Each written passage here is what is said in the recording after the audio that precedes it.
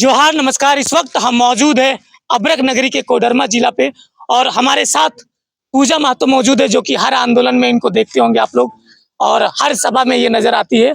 तो आइए इनसे आपको रूबरू करवाते हैं। कई लोग सोशल मीडिया पे आके आप लोग पे चैलेंज कर रहे हैं कि टाइगर जयराम महतो जो है बोकारो से चुनाव लड़े और अगर मेरे विरोध चुनाव लड़े, अगर वो जीत जाता है तो मैं झारखंड छोड़ दूंगा। इस पर आप क्या बोलिए?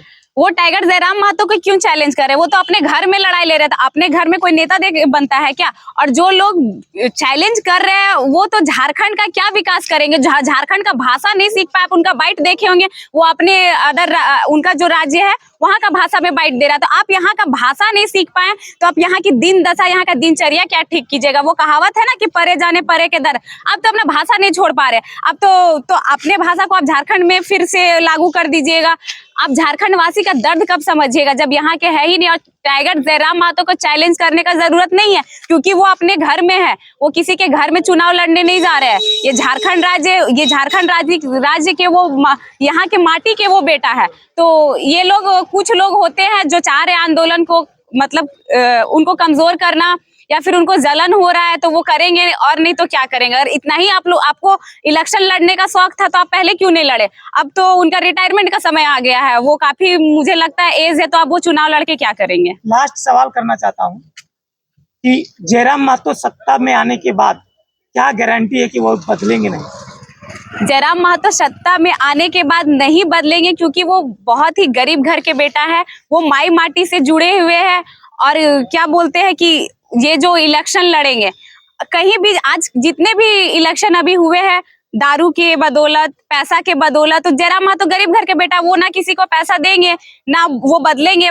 देखिए, कोई भी नेता आपके पीछे अगर 5,000 लगा रहा है, एक व्यक्ति के पीछे वो 500 लगा रहा है, तो वो चाहेगा कि एक व्यक्ति को हम 500 लगाएं तो उससे 50 रुपया हड़पे। हमने ये लोग बोलते हैं पहले मतदान फिर जलपान। तो वो जो जब नेता वहां से जीत के जाते तो वही नेता बोलते हैं कि पहले अपन झोली भोर फिर जनता के बारे में सोच। और जनता को हम यही बोलना चाहिए कि टाइगर जयराम महतो कभी नहीं बदलेंगे, क्योंकि वो बहुत ही निधन परिवार से, तो आपको पैसा दे के आपका वोट खरीदेंगे नहीं, तो वो नहीं बदलेंगे। जो पैसे आपको देते हैं जो नेता, जो मुर्गा दारू या फिर प्रति व्यक्ति पे 50 रुपया 500 जितना जहाँ पे बनता है वो देते हैं, तो वो लोग जनता पे पैसा लगा रहे हैं, तो वहां से वो पैसा तो हड़पेंगे ही।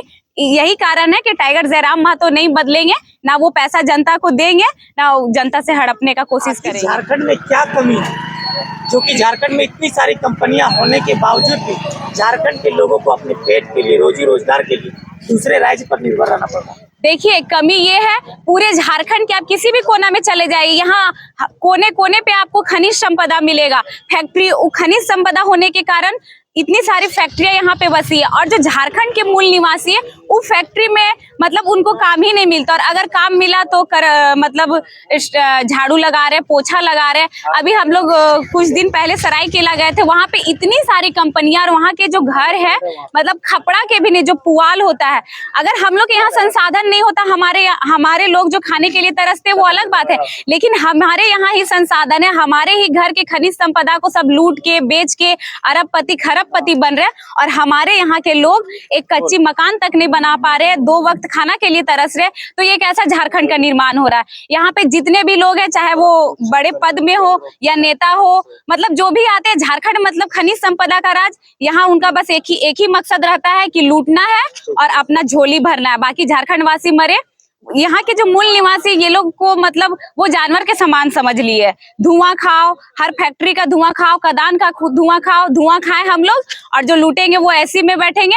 और उसके बाद खदान का चाल धसे मरे मूलवासी, धुआं खा के मरे मूल निवासी, और वो लोग जो है अपना झोली भरे और एसी का हवा खाए और दिन जिंदा रहे, और झारखंड को लूटने का बस काम है। पहले संगठन था, अब राजनीतिक पार्टी बन गया।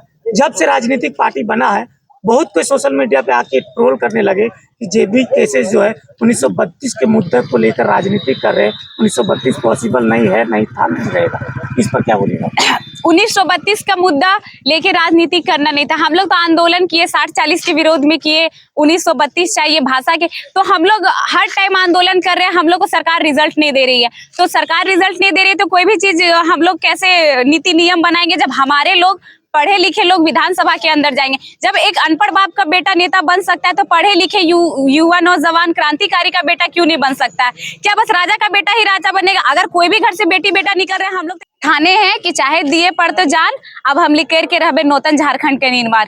नूतन झारखंड का मतलब ये है कि जितने भी हम लोग यहाँ के मूल निवासी है, हम लोग अपने हक के लिए लड़ रहे हैं, आवाज उठा रहे हैं। हम लोग का हक नहीं मिला जा रहा है, गलत गलत नीतियां थोपी जा रही है झारखंड वासी पे, तो उन गलत नीतियों से हम लोग का कभी भलाई नहीं होने वाला है। इसलिए हम लोग आवाज उठा रहे हैं, सभी मिलजुल के उठा रहे हैं।